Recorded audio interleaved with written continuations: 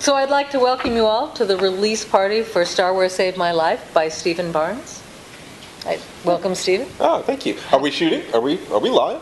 We are recording. We are really recording. We yes. are. We are not Memorex. So what we're here is we're here at Orycon, and I flew in from Los Angeles yesterday, and just wanted to talk a little bit about the new book that just came out on Amazon either yesterday or the day before. The 17th. On the 17th.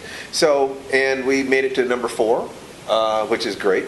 But basically, this is my first self-published book. You know, I've published 30 novels and done a lot of online classes and things of that nature. But I've never done anything quite like this before. Why did you choose to do a self-published book here? Well, I guess the biggest reason I wanted to do it is that I wanted to have total control over what it was, and I also knew that once I got feedback from people, I was probably going to want to update things and continue to expand things. It's very, very difficult to do that with a traditional publisher. There's going to be an edition, and then there'll be another edition. And this was very intimate. It's very personal to me. For years, I've taught what I call life writing, which is Joseph Campbell's model of the hero's journey applied to planning your own life out in advance. And the most famous example of that pattern in the Western world is the Star Wars film, because George Lucas actually tapped into Joseph Campbell's work to create the movie. That core mythic pattern. So I'd spoken about Star Wars a lot, and I'd watched science fiction dancing around these mythic images, to a large degree. And I also watched the way people responded to Star Wars. I mean, Star Wars hit the science fiction community like a bomb. I mean, before that movie, you had to go to science fiction groups to talk about science fiction. After Star Wars, everybody was talking about science fiction. So it actually legitimized it culturally. But at the same time, there was a core group of people who are fascinated by it and completely committed to it.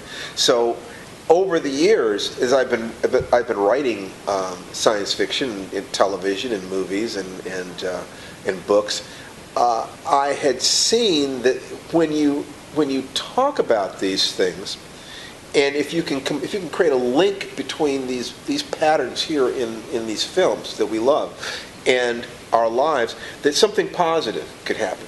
That there were a lot of people who responded to that very powerfully. So I knew I wanted to write something. What it was going to be exactly, I wasn't sure. But like I said, I wanted to have some control over it. So I decided for the first time to do this one myself. And we'll see what happens. And it's Princess Leia. It is. And the quote from behind us, science fiction, fantasy, novels, and film were not escapes only. They were perspectives. They were telling ourselves over and over again, this is what your life is. This is what it is. You made it to be. Well, are you asking what does that quote mean? Or yeah, why did you choose that? Well, because I believe that the hero's journey is not something that somebody created. Okay, it arose out of storytelling, and storytelling grew by accretion. And somebody would just say, I went out and I went hunting, and people would listen to that. And then over time, the stories became more complex. I went hunting, and this happened, and these were the things of importance that happened.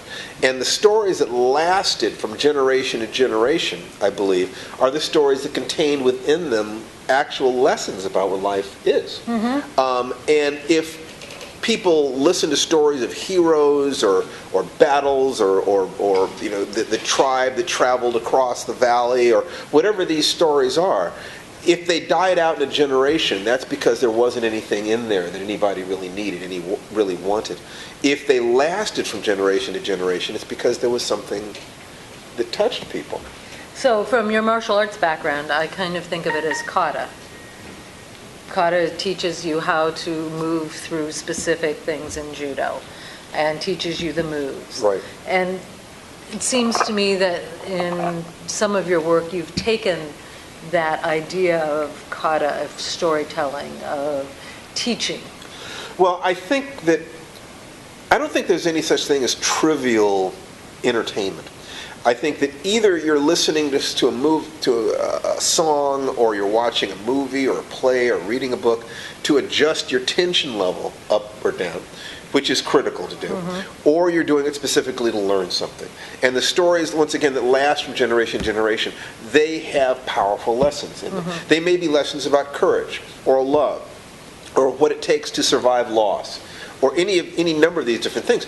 But I think that human beings are smart. If we like something, and if a lot of us like it, and if we like it for generation after generation, you can look into it and you can find things that are of real value there.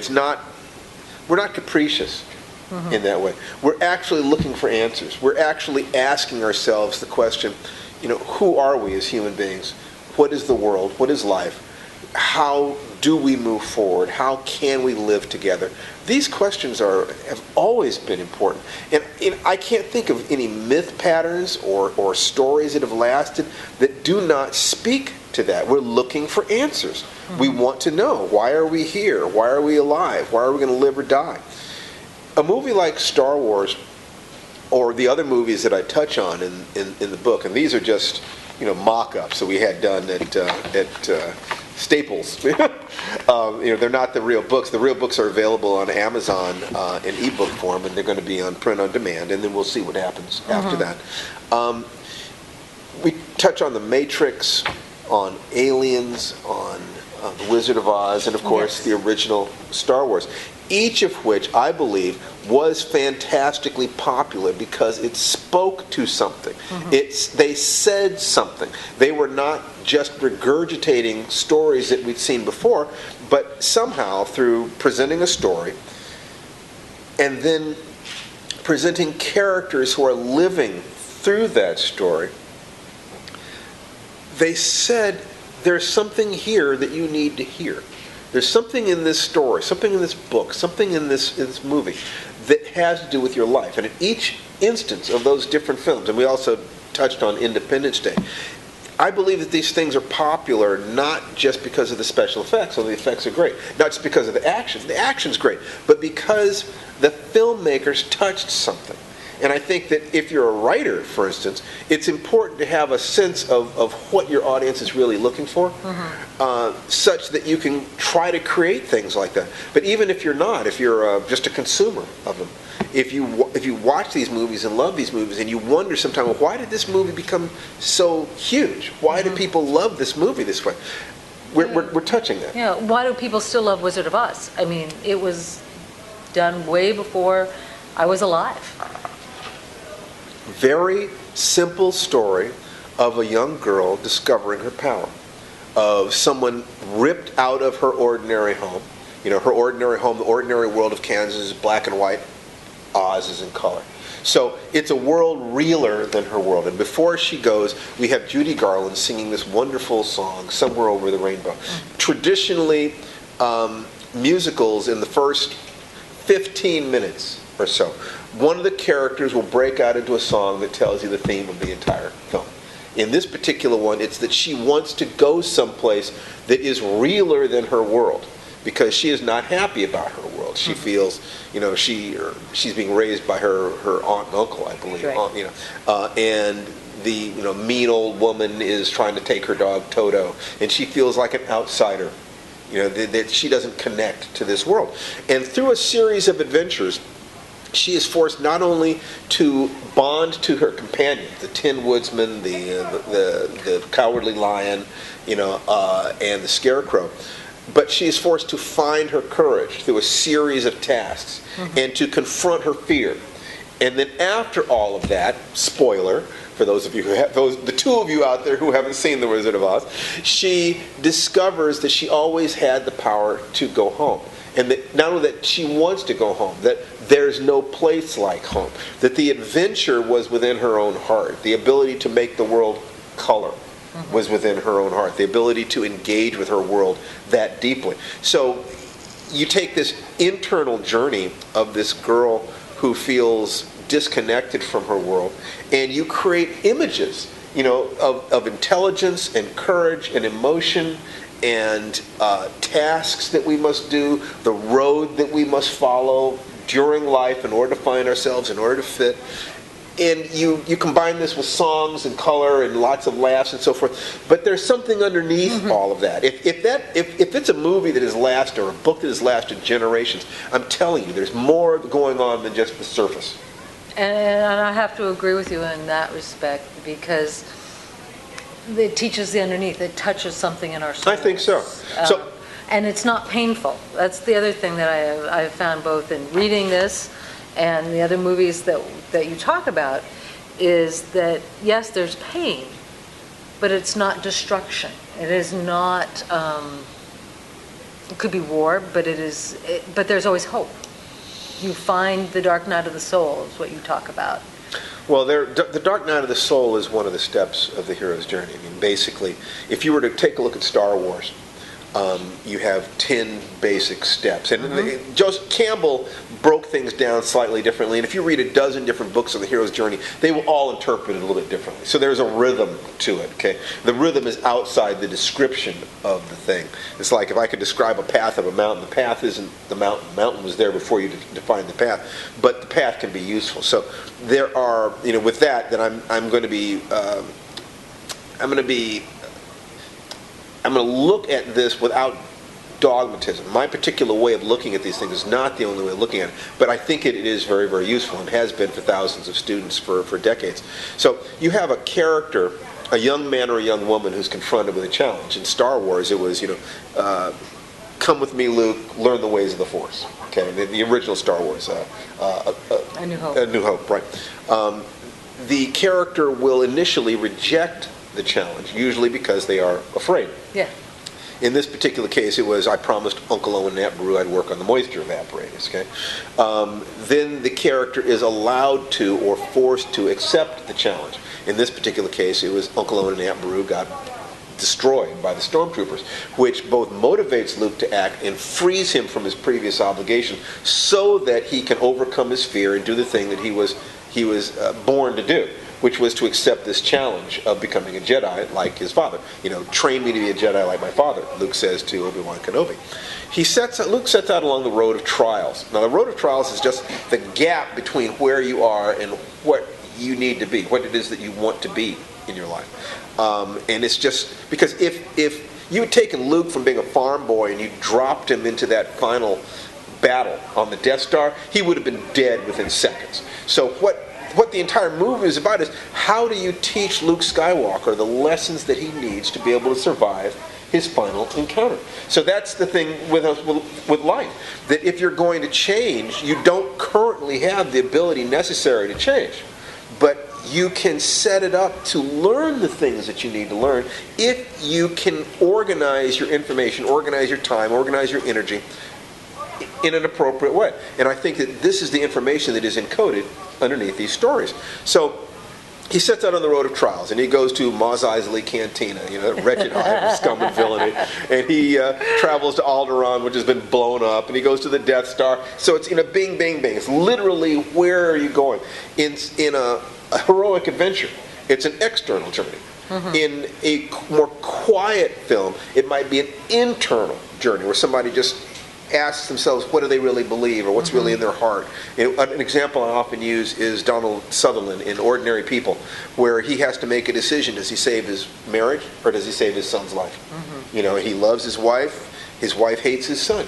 He can't save both of them. He cannot save the marriage and his son. In the entire film, he is a very passive character going through an internal journey such that he can make a terrible decision. A terrible decision. So, along the journey, one of the things that you need in order to rise to the next level is you're going to need allies and abilities and capacities that you did not have before. Yeah. If you already had those abilities, you'd already be there, in essence. So either they're going to pull these things out of you, or you're going to acquire them along the way. And in Star Wars, so he meets Han Solo and Chewbacca and R2-D2 and C-3PO and so forth and so on. And if you take a look at the cycle of 6 films, even Darth Vader is actually an ally, because the movies are really about the Skywalker family versus the Emperor, bringing balance back to the Force. So at some point, you're going to fail. If you're going to try to aim at that higher level, one of the things that is absolutely unavoidable is you are going to fail. You're going to fall on your face. It's going to happen. Get over it. Get used to it. Prepare for it before you get there. There's no way to avoid it. And every single person who has ever succeeded, the people you see that are more successful than you, have also failed more than you. They just kept getting back up and trying again. So if you know before you get there that you're going to fail, then you can actually align your resources. What are the emotional resources you're going to need? Who do you need to call you up and take you to the zoo? Or give you a hug, or take you to the movies, or take you out for ice cream, or can you write a letter to yourself? To be and put it behind glass, to be opened only in case of emergency. The next time you're seriously depressed, you open that letter and you read the letter that you wrote to yourself 6 months ago that is telling you, hey, I believe in you, we knew this was going to happen, don't worry, you've been through this before. Because those sorts of problems, I've talked to women who've had children. And one of the things that they say, and tell me whether or not you find this is true, Angie, Princess Leia. One of the things they've said is that they don't tend to remember how bad the pain was. And I would say, is that Absolutely. You're blissful in love with your child, blissfully in love with your child, and the painful part, the part that you were just cringing about that whole time, that just goes away. It just goes away, disappears. Now, the flip side is true as well. That the pain of birthing ourselves, we tend not to remember it, such that the next time we encounter that pain, we think it means we cannot do something. In other words, we forget how many times we fell down when we were learning how to walk, how many times we failed learning how to talk, ride a bicycle, stuff like this. So that when you start trying to do a new thing and failure comes, you say, oh, this pain means I can't. This fear means I can't. This dark night of the soul where it feels like I have no chance to do this must mean I have no chance to do this. So I'm going to stop you there, because I think that is one of the greatest lessons in this book, is getting through that dark night of the soul. Because I watch students that I work with, and part of our society, and a large number of the young people I work with, have never failed. They've never been okay having failure. Well, they don't remember failing. Everybody has failed. Right. And everybody gets back up. But we forget that, and we discount our previous successes earlier in life. I've seen people do that countless times. They'll say, I've never succeeded at anything. Nobody has ever loved me. They are lying to themselves. That if they can walk and talk or ride a bicycle, they have succeeded. If human children who are not cuddled, held, touched, will die. Failure to thrive. Right. Absolutely. At some point in your life, people loved you. Someone protected you, or you would be dead. Okay? So one of the secrets of success is being able to access the moments at which things went right, and then bringing them forward into the times that things are going wrong. Okay? So the whole dark night of the soul thing, every single movie you've ever seen where the hero had a triumphant success, there was some point at which they were broken. They'd lost hope completely. That always happens. It's part of the pattern. Now, the way through the dark night of the soul is called the leap of faith. And the leap of faith is always faith in one of three things. It's either faith in yourself, faith in your companions, or faith in a higher power. And in the original movie, Star Wars, A New Hope, it was all three at the same time. It was, faith in himself, that Luke was flying. He also, the Force, he was directing the Force. So it's trust your feelings, Luke. He trusted the companions. Han Solo dives in out of the sun and blows Darth Vader's people away. And faith in a higher power. The Force is this spiritual force that connects the entire universe together. So by trusting himself, he's connecting himself to the universe. He's trusting his companions. So in John Williams' theme music, swells up and everything is great. So it's all three. So the next step after that is that you confront evil again, and this time you're victorious. And the last step is the student becomes the teacher. The movement to the higher level. In this particular case, it's represented the confronting evil and successful is the Death Star blows up.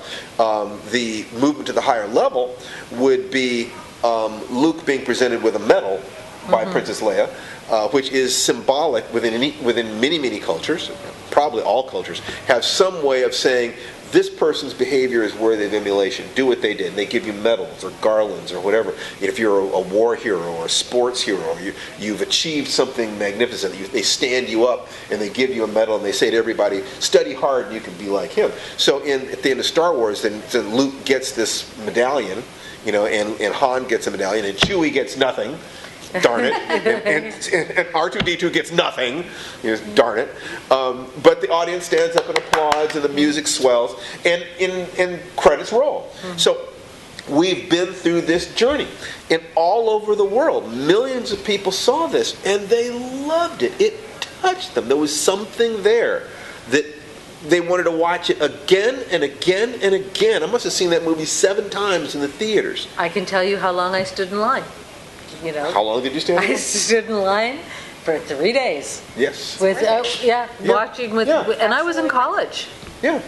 See, that's... And we swapped it out. But it was... See, I see a big grin on his face. You know what I'm talking about. The kinds of movies that have that kind of impact, stories that have that kind of impact, this stuff is not trivial entertainment. It is giving us something that we need as human beings. And I want to go to that, Stephen, because I think one of the great things about your book is that everybody has pain, everyone has challenges, everyone has something they're going through. And each of the characters in your book have a challenge, have something that they're dealing with. And what you're doing is introducing each of them to their own hero. And their own hero is going to walk them through how to get through that challenge. Because they need that. They need that identity with that hero. My hero is Luke Skywalker, so how, if I'm walking through this challenge, what would Luke do when he's confronted with that challenge? Did he reject the challenge? Yeah, originally he did. Okay? I reject some of those things that happened in my life. We've all done that. Right? Right. So, and eventually you accept that challenge and you go through that. Luke got his companions. I found some companions of myself to help me through my journey. That has that's an happened important thing right there. None of us can make it alone. Exactly. That we... All of society, unless you want me to believe that you learn how to walk and talk and drive a car and ride a bicycle by yourself, that everybody is helped by the people around them. Human beings as individuals are not much smarter than chimpanzees. The advantage we have is that we can share information with each other. In other words, I can live my life and I can turn around and say to my 11-year-old son, this is what I went through. You are afraid. You are afraid of doing this. You're afraid you can't do that. I was afraid too. He'll say, Dad, you were afraid? But you've got, a black belt. Well, actually I have 3. But it's irrelevant. What's important is that I remember distinctly driving down the street with tears streaming down my face because I was so scared to go back in that school. And if I can tell him that, and tell him that honestly, and say, that was my dark night of the soul. And he said, well, how did you get through it, Dad? I got through it because I believed that somewhere inside me there was the strength necessary to do this. Exactly. That because people I trusted told me that they saw something in me that convinced them that I could do this. That I was faster than I thought, stronger than I thought, braver than I thought. When all I saw was my cowardice. When all I saw was that everybody was stronger than me. My teacher looked at me and said, no, you have greatness inside you. Keep going. Keep going. Same thing with my writing. I remember the first solo novel I ever wrote, and I sent it to Harlan Ellison, who was a friend, to read. And Harlan called me up and said, this book is not ready for publication. Withdraw it from home. And it was already at the publisher getting ready to come out. And I was devastated.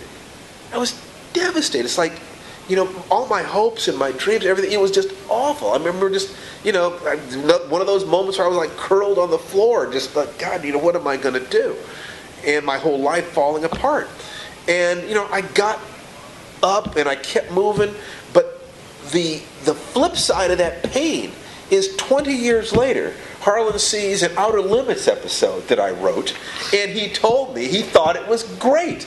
And because of that earlier pain, I knew he was telling me the truth. Right. And so it felt just as good. It's like, oh yeah, it's okay. It's okay to hurt. It's okay to be afraid. It's okay to fail. In fact, you have to go through these things. If you don't go through these things, you will never learn. And so, I love that about this book because it doesn't just identify with one particular person like Luke Skywalker. It's every person has their own hero.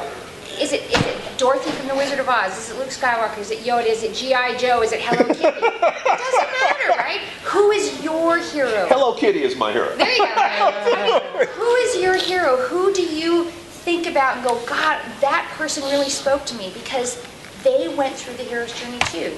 There's a reason that entity or whoever is your hero, and they can help you through your own challenges. That's what I love about this book, because it really walks through different characters finding that within themselves. They find their strength, they find their passion, and they move through that. Well, and it's incredibly all I know powerful. is that the science fiction community was my home. It was the first place that I found that I felt completely accepted as a human being.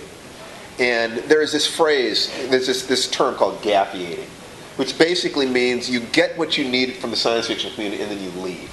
Okay? And I will never do that. You know, the people here, the community here, saved me in a lot of ways. Just like Star Wars took my private obsession and made it public enough that now I'm not a horrible, I wasn't a horrible geek. I was just another person who loved science fiction. Exactly. It actually opened up. So when I say Star Wars saved my life, the science fiction field gave me a way to connect to people. It gave me a way to take my dreams and to share my dreams and raise a family, to a place for me to heal my heart. There were three things in the world that I cared about. I cared about writing, I cared about martial arts, and I cared about my relationship with my family and friends. And so when I asked myself, well, what can I give back?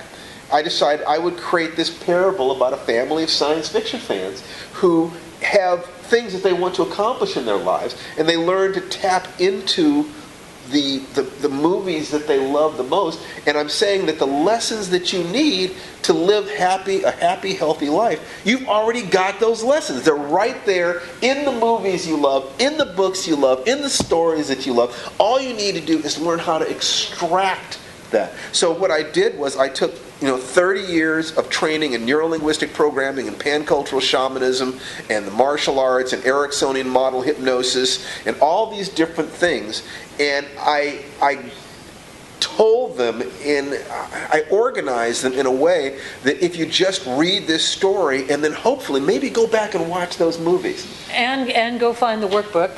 And go find the workbook, which is free. Yep. So like this is available on Amazon. If you have Amazon Prime, you can borrow it for free. If you have the other Amazon thing, you can get it for you can borrow it for free or you can get it for free.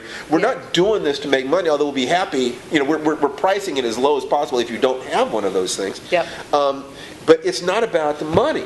It's about what do people need to complete their lives. I went out and I found the things I needed to have a successful writing career, to be married to my soulmate, to have those 3 black belts, to be happy and healthy in my own life. And I believe that we can all be on that path. This is what I honestly believe, down to my toes. Well, I think that's a critical part is of belief, faith, action, goals, and your goal is to see science fiction thrive and the people in science fiction thrive and be healthy, because they're family. You guys are my family. Anybody who knows me, who's known me in here, for some of the people at this convention have known me for 30 years. Have I changed really? I'm pretty much the same. I'm the same guy pretty much. This is the life I wanted. This is who I am. You can't fake that for 30 years. Yeah. You just can't. That I love the people at these conventions. Mm-hmm. I love the dream. I love the movies. I love the fun. You find smart, sweet, good-hearted people who just love to play. You just love to play Leia, slave girl. I'm just like, oh yeah, woof. I mean, Carrie Fisher has nothing on me. I'm just kidding, Carrie. So, Well, I guess that's kind of the basic framework for things. If we're just doing this for, we're going to put this up on YouTube and just to give people an idea of what the book is and what it is that we're doing. But if there are any questions about anything connected to it, because there are a lot of different technologies and a lot of different things in there, and we actually, with a group as small as we have here, we can actually give a couple copies of this book away. People, absolutely. So, but you have to ask me a question. You have to get a book. You have to ask a question. What part of Star Wars do you like? What part of Star Wars did I like the most? I guess you like the action and the characters. Now, what I liked most about Star Wars was the way this group of people came together to accomplish something that none of them could have done alone. Okay? I think that was what it's, because we all have that sense of there's a huge world out there, and there has to be some way I can fit into it to do something important. And we want some sense of meaning in our lives. And if we can find the right group of friends, the right group of companions, they can lift us up. I mean, in general, you're not going to get any further than the reference group of friends you're around. The fastest way to grow in any way is to change your reference group. The fastest way to fail is by changing your reference group, being around people who are going to drag you down or lift you up. And in the case of Star Wars, every single one of those characters contribute to help Luke Skywalker become the hero he was born to be. C-3PO and R2-D2, every single one of them. One piece at a time. And when you look at that and what that means, what I see when I look at that movie was a magnificent expression of that core myth that you will find all over the world. In every culture in the world, they tell this story about someone who is at this point in their life, who has this set of challenges, and to save their village or save their heart or save their life or save their sweetheart, they move beyond fear and they move beyond limitations and they find some way to grow. And there is no one who hasn't been stuck. There's no one who has not felt, I can't change my body, or I can't make more money, or I can't finish school, or I cannot find love, I can't save money, I can't do this, I can't do that. We all have that. And what I'm saying in this book is that the lessons that you need are right there. And for me, the biggest lesson, pick your friends carefully. You can't choose your family, but you can choose your friends. And you want to choose people who will lift you up when you stumble. Okay, so for me, that's what was in Star Wars. That just, all the special effects and the music, I love that stuff. But what I really love more than anything else is Han Solo diving in out of the sun, is Princess Leia, with the cinnamon buns on the side of her head, trusting that Luke was going to come through. Was Obi-Wan Kenobi willing to die to protect his Padawan, who was going to bring, balance to the Force? That these characters, caring about each other, selling their lives dearly. It's a trivial little science fiction space opera, and it touched hearts all over the world. There are 1 billion people on this planet who have seen that movie and love that movie, and I am one of them. Yeah. And here's your copy. Thank you. You bet. Good to see you. It's good to see you too. Always good to see you.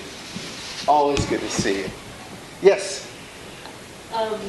Joseph Campbell's work on the hero's journey had a big influence on Star Wars. Yes. And it has, his studies show us that And by the way, make sure, I need to sign that before you leave. Yeah. Okay. Yes. and his studies show us that story is universal. Yes. You were saying. I was wondering if you had studied Joseph Campbell's. Well, The Hero with a Thousand Faces? Sure, I've read Campbell. I read Campbell. Actually, Joseph Campbell was one of those major breakthroughs in my life. I was teaching a class at UCLA, and it was on a writer's toolbox, techniques for people to be able to write effectively. And one of the students in the class said, Mr. Barnes, you've taught us all these wonderful techniques, but flow state management and outlining and brainstorming and so forth, but I don't think I'm going to be able to take advantage of them because my wife doesn't really support me in my writing career, and my kids are always bugging me for my time, and my job takes up so much energy and so forth. And there's an expression that from time to time life gives you a cubic inch of opportunity. And you either grab it or it's gone forever. And I got one of those cubic inches. It was one of the 4 or 5 best ideas I ever had in my life. And I said to him, if you were a character in a story you were writing, and at the end of that story, that character got everything they wanted, what would you have that character do now? And the guy started coming up with his own ideas. He said, well, first his eyes crossed and smoke started coming out of his ears. But after that, he started coming up with his own ideas. And he said, well, I could take my lunch to work, and that would save some time. And I could, and I could tell my kids that what it is that I'm doing, which is I want to write books, and they think that was really cool, and they'd probably support me in that. And I could exchange chores with my wife, give her some time to do some of her hobbies, take over some of her chores if she'll protect some time for me to be able. And I was sitting back saying, how could he have been stuck at this point and be a font of ideas at this point? Same guy, same brain, he hasn't learned anything else. What was it? So I tried it on the rest of the class, and people started coming up with their own answers too. So I went home that night and asked my wife, I said, I told her what it was that had happened in school. And I said, I think something important happened here. And do you think I should dig into it? She said, yes, you should. So I started doing research, and one of the things I researched was Joseph Campbell. And Campbell had a quote, something to the effect that cultural myths are the depersonalized personal dreams, and personal dreams are the personalized cultural myths. That there is this connection between the dreams we have as individuals and the stories we tell each other as a culture.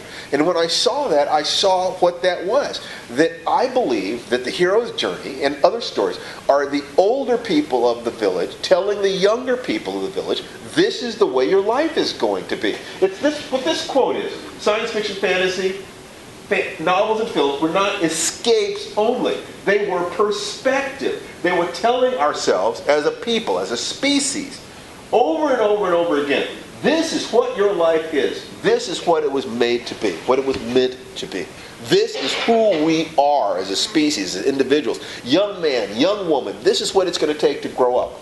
This is what it's going to take to grow up with integrity, to deal with fear, to deal with death, to deal with aging, or to deal with failure, to deal with success. All those different things. You can find stories about all those things.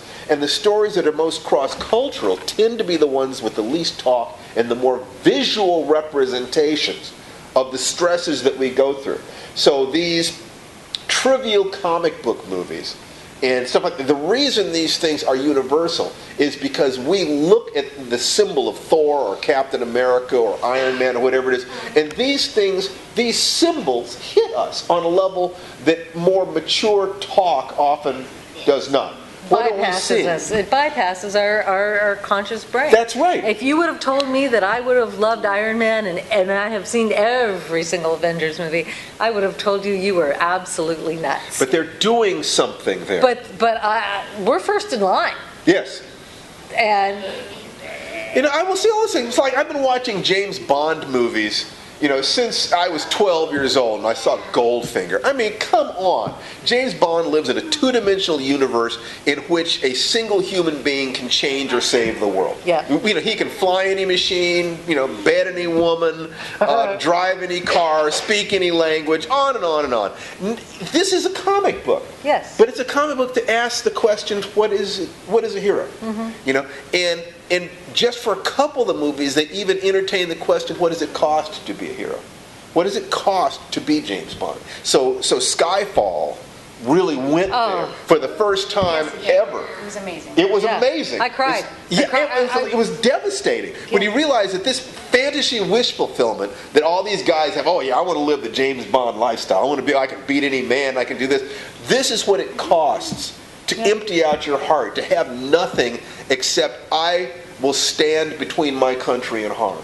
Yeah. That's all he's got. He has no friends. He has no future. He knows he's going to die alone in some alley and nobody will care. Moneypenny will come and put flowers on his grave. There's nothing glamorous about James Bond. There's nothing that any sane person would want. But it is, we all would like to believe that there is a James Bond or Modesty Blaze or Black Widow or, within us, someone who could rise up and do what's necessary. If you have a sick child and you have to stay up all night to take care of that child, and then you have to go to work and manage group, are you not a superhero? Yeah. You know, your child certainly believes you are. Absolutely. The commercial that says moms don't get days off. That's right. Don't sick leave. Dads don't. Yeah. You know, I thought that was one of the most clever ads I've ever seen. That's right. Because that's the truth. That's the truth. This is what our lives are. You get up, you know, when you have a family. Yeah. You know, the And by the way, I'm going to say the fact that you have a family in this Yes. was brilliant. Because it's a family and it's kids and it's what do I want to teach my children? And children go through pain too.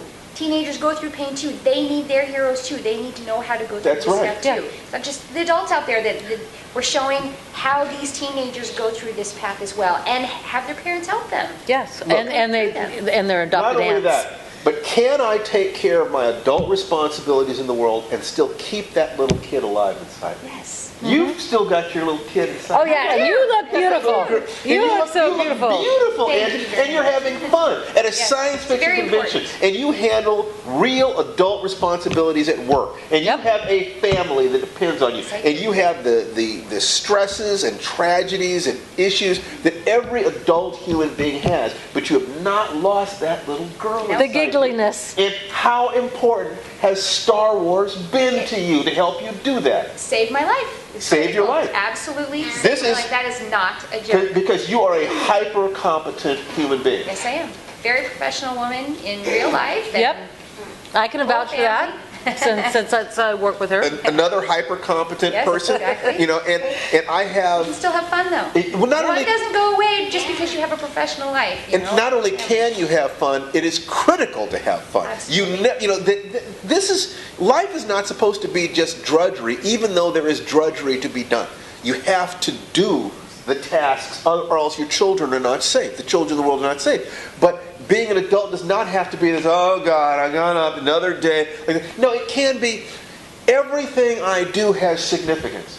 Every task I do has significance. Every person I contact is important. There are no unimportant people on this planet as far as I'm concerned. I may not be able to spend equal time with all of them, but they all have hopes and dreams and needs, and they all, when I create a story, and I've written 3 million words of fiction, more than that now. In every single story, I was trying to say something that was important to me in a way that would touch them as well. And you just said something, Stephen, I really, really appreciate. Everyone has hopes and dreams.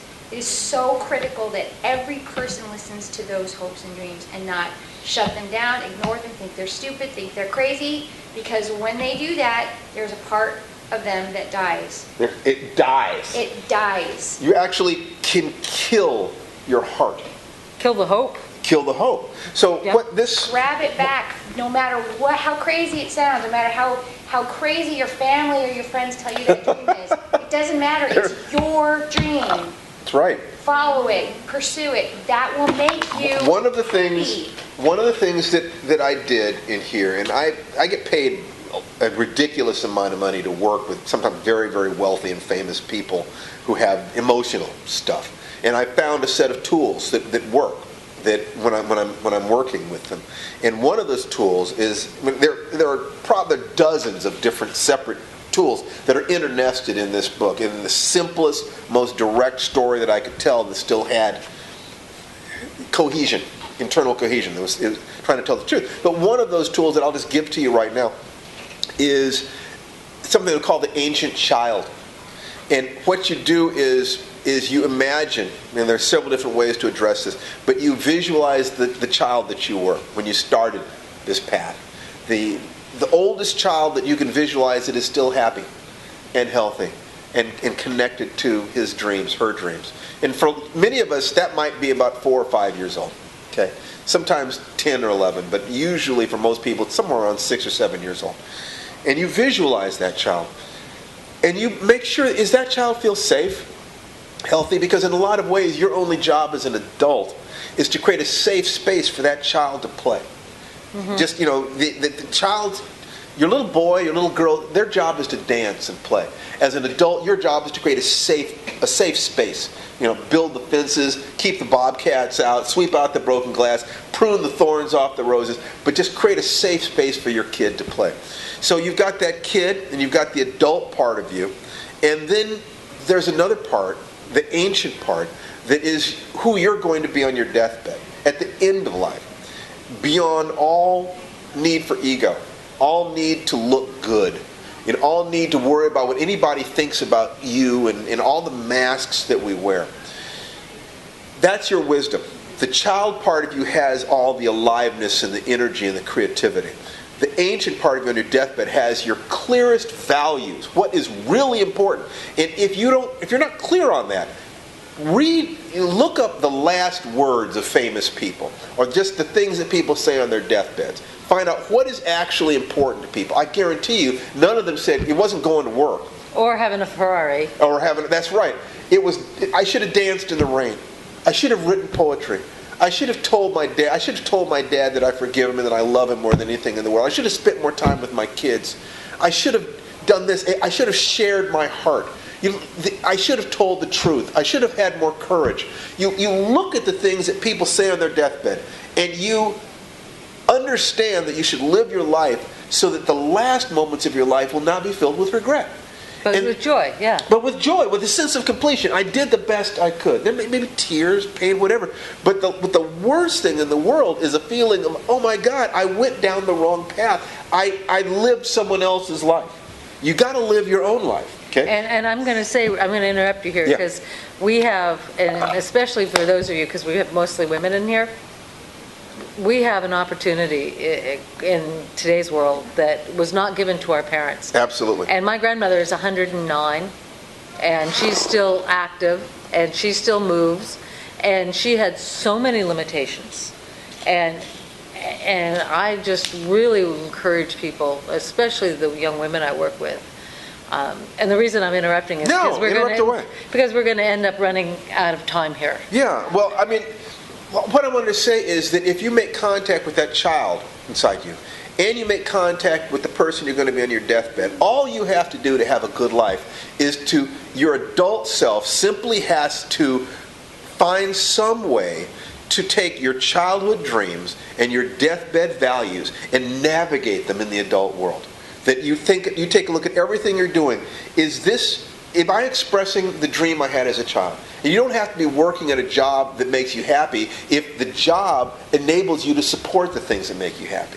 You can go down to the coal mine if you're doing it for your family. When you come home, your kids jump up in your arms and say, "Daddy, we love you." And if you do that, you have a life that belongs to you. Now, there are many things in this book. Star Wars saved my life. It's one of those things where I finally decided to put my thoughts about this down on paper in some way that would be effective, hopefully effective and efficient. I hope that you will, go to Amazon, take a look at it. Star Wars Saved My Life by Stephen Barnes. Like I said, these are mock-ups. These are not the real books. We had them for Orycon here. And give it a chance. And then write to me. Let us know how you're using it, what you need more of, what you'd like me to emphasize, and I will respond. I love you guys. You saved my heart, and you gave me a life, and you enabled me to raise my family in a way that was in integrity with my dreams and my values. I have no way of saying thank you except to kind of empty my heart out in a way like this, and I hope you can feel how sincere I'm being here and how much I care. And I want you and each and every one of you to be able to live your own dreams. So we're just going to kind of wrap things up here. And my final comment is just that believe in your dreams. They come from some deep wellspring inside you. Don't ever let them go. Don't ever let anybody talk you out of them. And what this book is about a family of science fiction nerds who wants to heal their physical health, find love, build a career, and save money. The basic things that all of us really, really need. And so these techniques are applied to that, and it's in a fun story. And if you read the book, you will get the result because you've already seen how to win 1,000 times. Thank you very much, Stephen Barnes from Orycon. May the force be with you.